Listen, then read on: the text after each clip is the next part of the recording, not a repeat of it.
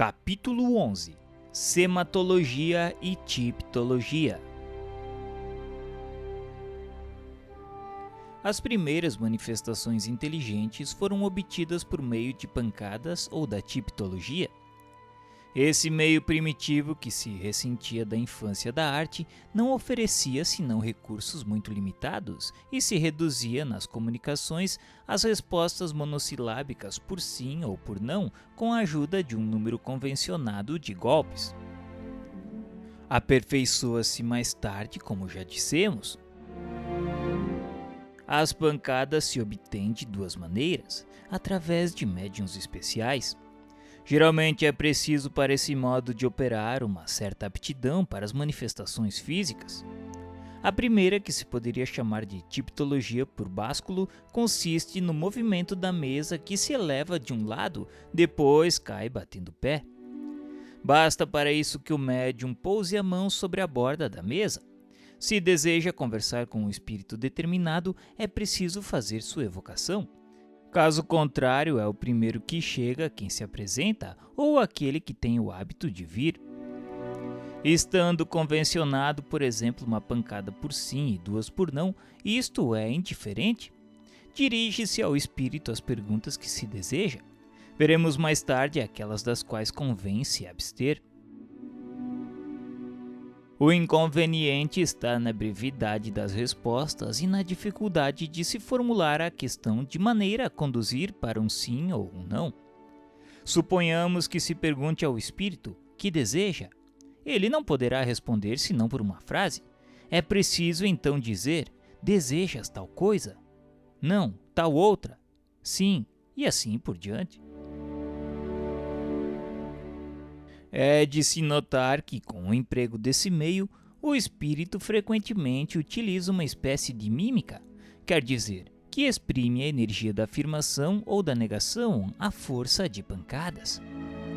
Exprime também a natureza dos sentimentos que o animam, a violência pela rudeza dos movimentos, a cólera e a impaciência batendo com força os golpes reiterados, como uma pessoa que bate o pé com desatino, algumas vezes jogando a mesa por terra. Se é benevolente e polido no começo e no fim da sessão, inclina a mesa em forma de cumprimento.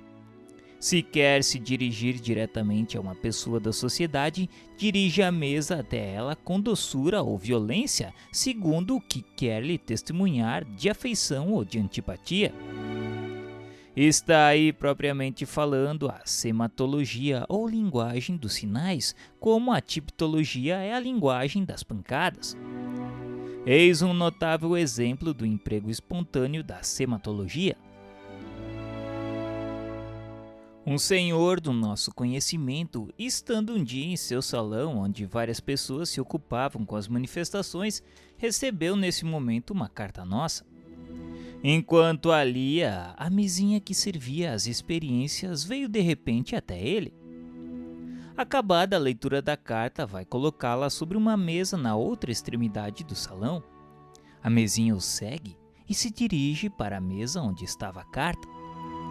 Surpreso com essa coincidência, pensa que há alguma relação entre esse movimento e a carta e interroga o espírito, que responde ser nosso espírito familiar. Tendo ele nos informado das circunstâncias, pedimos por nossa vez ao espírito dizer-nos o motivo da visita que lhe tinha feito. Respondeu: é natural que eu visite as pessoas com as quais estás em relação, a fim de poder, se for preciso, dar-te assim como a elas os avisos necessários. É, pois, evidente que o espírito quis chamar a atenção desse senhor e procurava uma ocasião de lhe fazer saber que estava lá. Um mudo não lhe teria indicado melhor. A tiptologia não tarda a se aperfeiçoar e se enriquece com um meio de comunicação mais completo, o da tiptologia alfabética. Consiste em fazer designar as letras do alfabeto por meio de pancadas. Podem-se então obter palavras, frases e mesmo discursos inteiros. Seguindo um método, a mesa bate tantos golpes quantos necessários para indicar cada letra, quer dizer, uma pancada por A, duas por B e assim por diante. Durante esse tempo, uma pessoa escreve as letras à medida em que são designadas. Quando o espírito termina, o faz saber por um sinal qualquer convencionado. Esse modo de operar, como se vê, é muito demorado e requer um tempo enorme para as comunicações de uma certa extensão. Entretanto, há pessoas que tiveram a paciência de servirem-se dele para obter ditados de várias páginas. Mas a prática fez descobrir meios abreviativos que permitem seguir com uma certa rapidez. O que está mais em uso consiste em ter diante de si um alfabeto todo escrito, assim como a série de números marcando as unidades. Enquanto o médium está na mesa, uma outra pessoa percorre sucessivamente as letras do alfabeto, se se trata de uma palavra ou a dos algarismos, se se trata de um número. Chegando sobre a letra necessária, a mesa bate por si mesma uma pancada e se escreve a letra.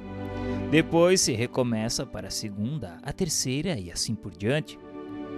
Ocorrendo engano em uma letra, o espírito adverte por vários golpes ou por um movimento da mesa e tudo se recomeça. Com o hábito vai-se bem mais depressa, mas sobretudo se abrevia muito adivinhando o fim de uma palavra começada e o que o sentido da frase dá a conhecer. Quando se está na incerteza, pergunta-se ao espírito se ele quer colocar tal palavra e ele responde por sim ou por não. Todos os efeitos que acabamos de indicar podem ser obtidos de maneira ainda mais simples, por meio de golpes que se fazem ouvir na própria madeira da mesa, sem nenhuma espécie de movimento, e que descrevemos no capítulo das manifestações físicas. É a tipologia íntima. Todos os médiuns não são igualmente apropriados para esse último modo de comunicação, porque há os que não obtêm senão pancadas por básculo. Entretanto, com o exercício, a maioria pode aí chegar, e este modo tem a dupla vantagem de ser rápido e de menos se prestar à suspeição do que o básculo, que se pode atribuir a uma pressão voluntária. É bem verdade que os golpes íntimos poderiam também ser imitados por médiuns de má fé. As melhores coisas podem ser imitadas, o que não prova nada contra elas. Para maiores esclarecimentos, indicamos ver no fim deste volume o capítulo intitulado Fraudes e Velhacarias. Quaisquer que sejam os aperfeiçoamentos que se pôde trazer para esta maneira de proceder, não se pode jamais esperar a rapidez e a facilidade que apresenta a escrita, agora também empregada muito pouco. Entretanto, algumas vezes é muito interessante do ponto de vista do fenômeno, principalmente para os novatos, sobretudo por ter a vantagem de provar, de um modo categórico, a independência absoluta do pensamento do médium.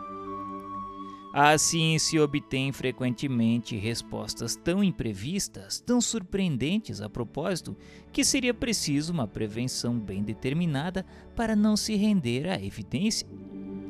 Também é para muitas pessoas um poderoso motivo de convicção, mas por este meio, não mais que pelos outros, os espíritos não gostam de se prestar aos caprichos dos curiosos, que querem pô-los à prova por meio de perguntas impróprias. Com o objetivo de melhor assegurar a independência do pensamento do médium, imaginaram-se diversos instrumentos, consistindo em quadrantes sobre os quais são traçadas as letras, à maneira dos quadrantes dos telégrafos elétricos.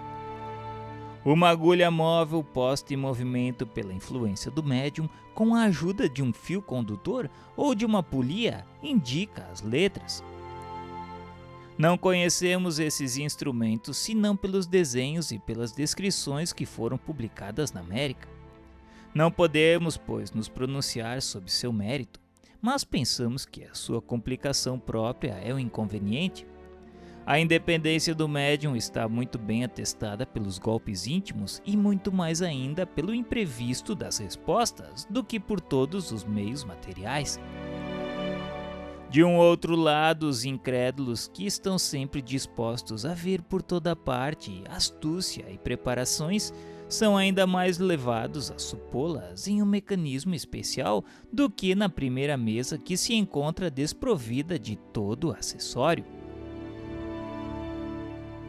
Um aparelho mais simples, mas do qual a má-fé pode facilmente abusar, como veremos no capítulo das fraudes, é o que designaremos sob o nome de mesa Girardin, em memória do uso que dela fazia Madame Emily de Girardin nas numerosas comunicações que obteve como médium.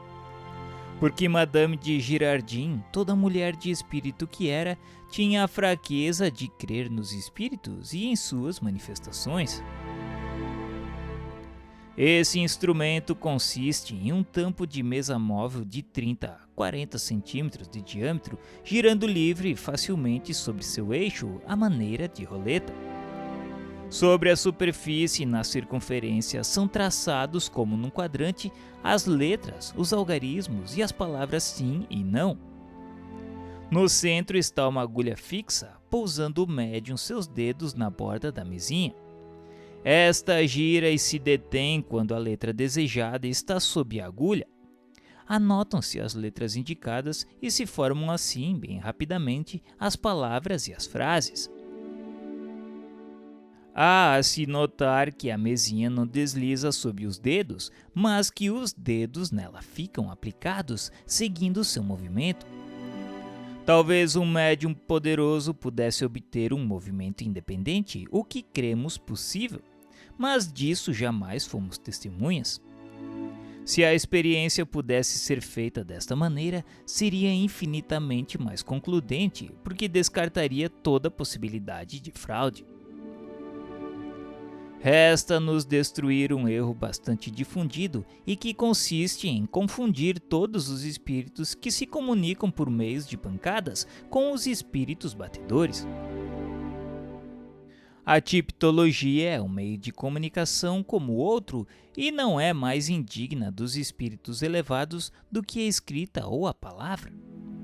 Todos os espíritos bons ou maus podem, pois, dela se servirem tão bem como de outros modos. O que caracteriza os espíritos superiores é a elevação do pensamento e não o instrumento do qual se servem para transmiti-lo. Sem dúvida que preferem os meios mais cômodos e, sobretudo, os mais rápidos.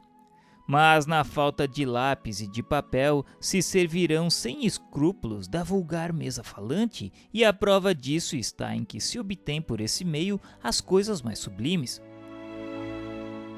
Se não nos servimos mais dele, não é porque o desprezemos, mas unicamente porque, como fenômeno, nos ensinou tudo o que poderíamos saber, porque não pode acrescentar nada às nossas convicções e porque a extensão das comunicações que recebemos exige uma rapidez incompatível com a tipologia.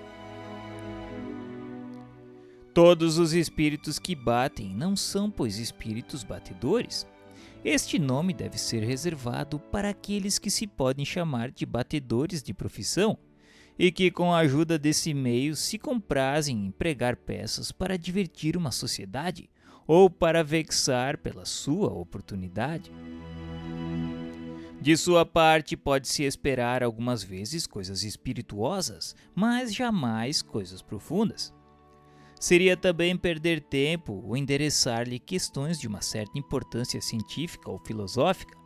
Sua ignorância e sua inferioridade lhes valeram a justo título da parte dos outros espíritos a qualificação de espíritos batedores ou de saltimbancos do mundo espírita. Ajuntemos que, se agem frequentemente por sua conta própria, também são a miúde instrumentos dos quais se servem os espíritos superiores quando querem produzir efeitos materiais.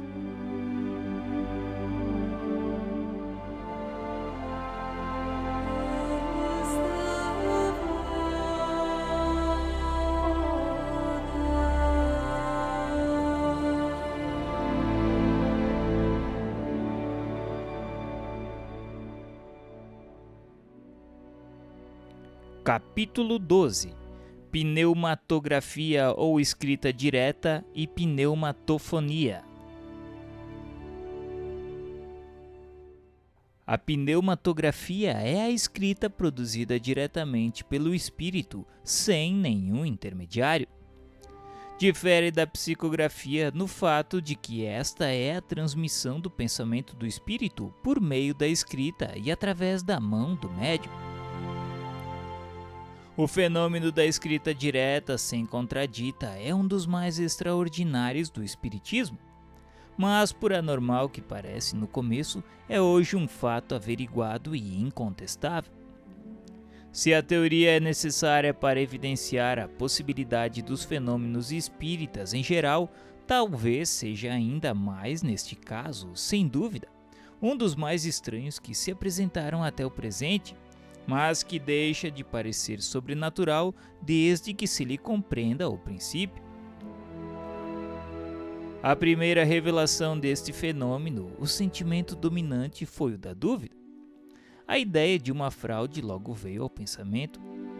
Com efeito, todo mundo conhece a ação das tintas ditas simpáticas, cujos traços, primeiros completamente invisíveis, aparecem ao cabo de algum tempo.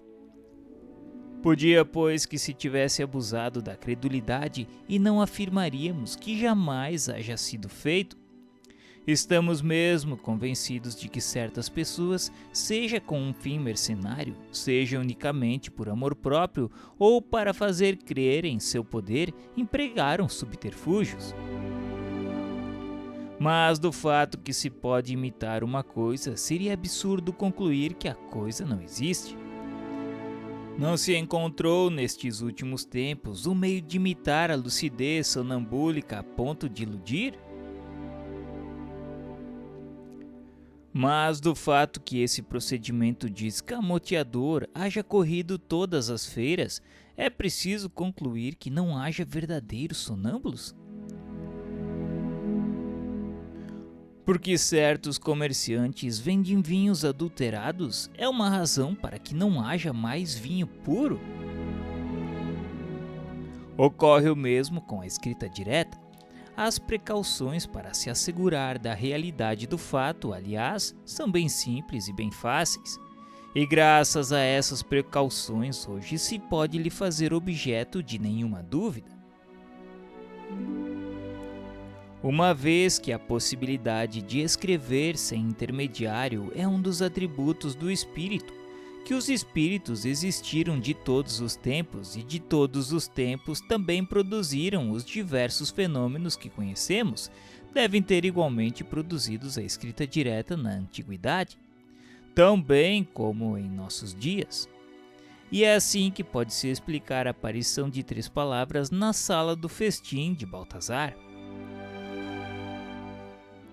A Idade Média, tão fecunda em prodígios ocultos, mas que foram abafados sob as fogueiras, deve ter conhecido também a escrita direta e talvez encontrasse na teoria das modificações que os espíritos podem operar na matéria e que desenvolvemos no capítulo 8, o princípio da crença na transmutação dos metais. Quaisquer que tenham sido os resultados obtidos em diversas épocas, não foi senão depois da vulgarização das manifestações espíritas que se tomou a sério a questão da escrita direta. O primeiro que parece tê-la feito conhecer em Paris nestes últimos anos foi o barão de Waldenstube, que publicou a esse respeito uma obra muito interessante, contendo um grande número de facsímile das escritas que obteve.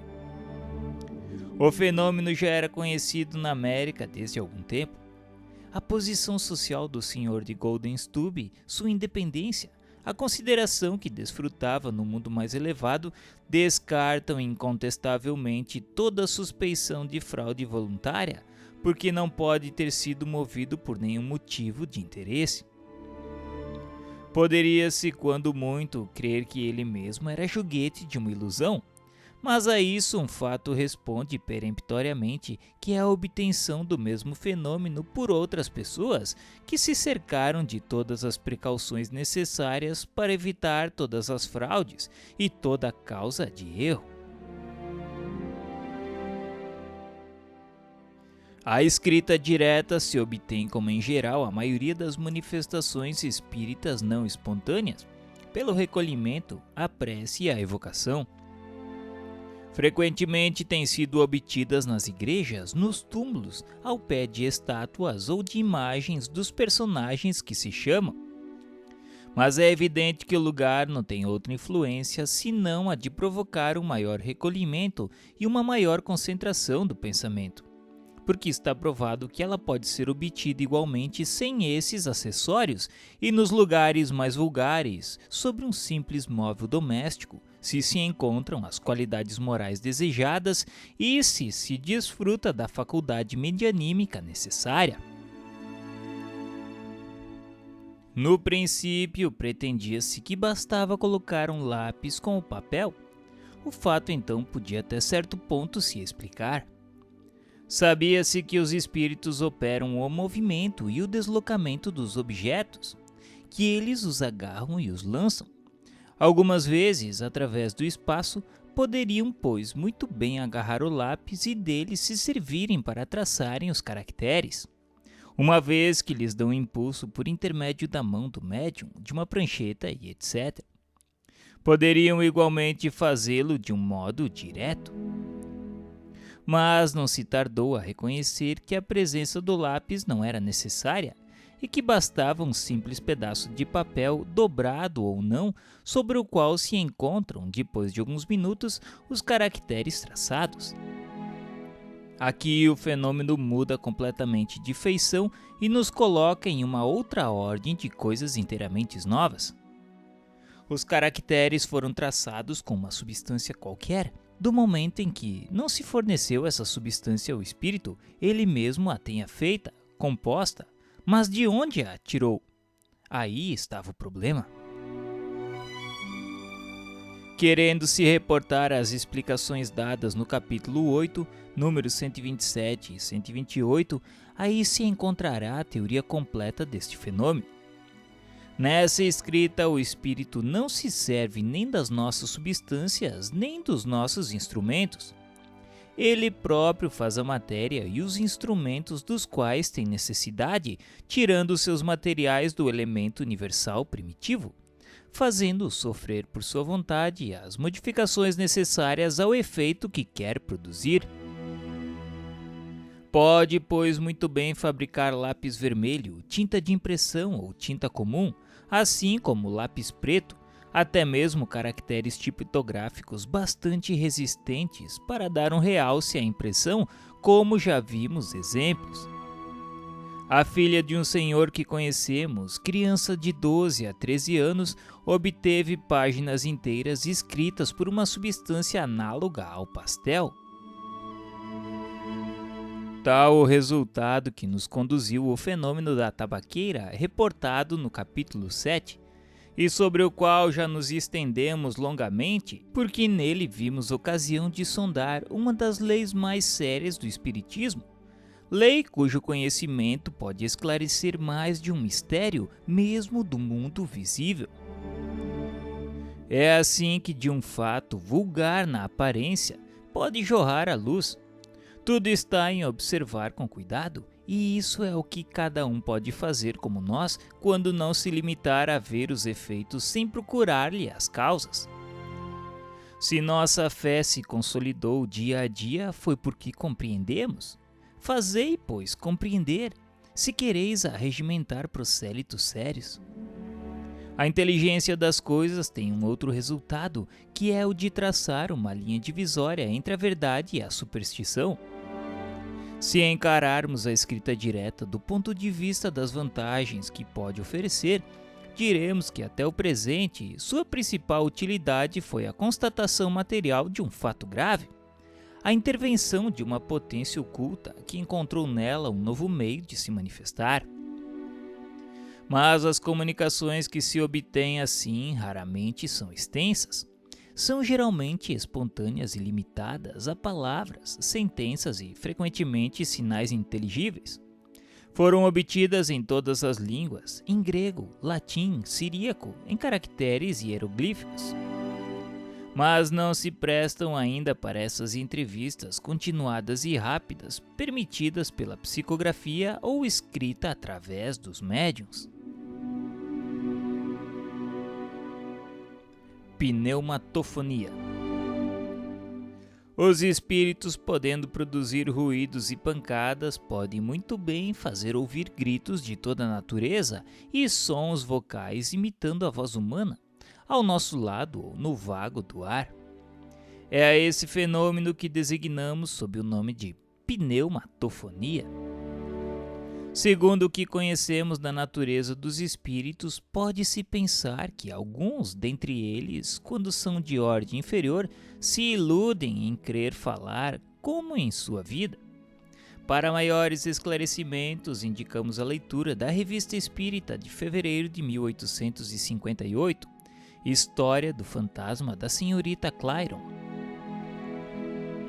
Seria preciso, todavia, guardar-se de tomar por vozes ocultas todos os sons que não têm causa conhecida ou simples unidos do ouvido, e sobretudo de crer que haja a menor verdade na crença vulgar de que o ouvido que zune nos adverte de que se fala de nós em algum lugar. Esses unidos, cuja causa é puramente fisiológica, não têm, aliás, nenhum sentido, ao passo que os sons pneumatofônicos exprimem pensamentos, e só por isso pode-se reconhecer que são devidos a uma causa inteligente e não acidental.